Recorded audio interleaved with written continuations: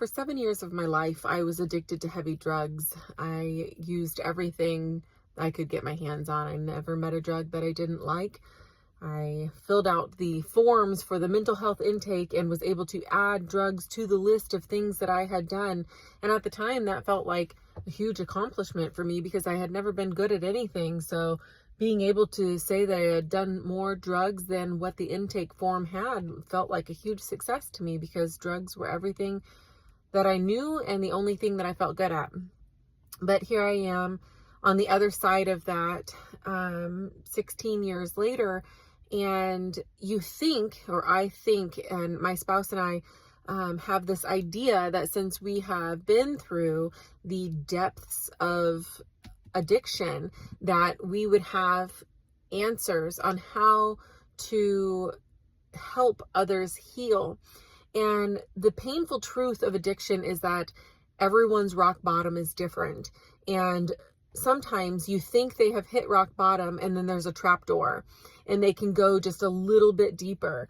And the reality is that we are equally as helpless as everyone else. And we're just people who love other people. And when your child or your sibling or your uncle or your brother, sibling is a brother, brothers are siblings, but you get what I'm saying.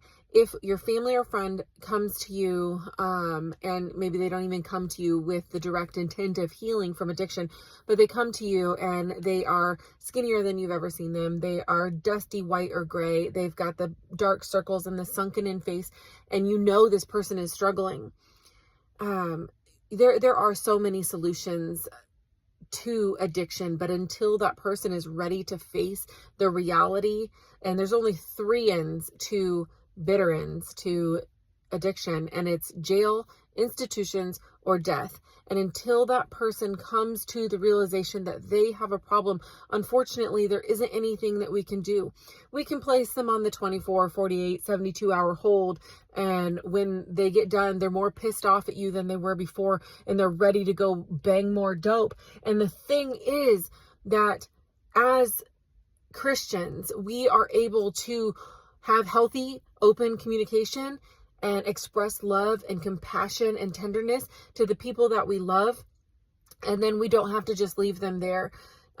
We get to tether them to the Lord, and we get to pray for them, and we get to show up for them.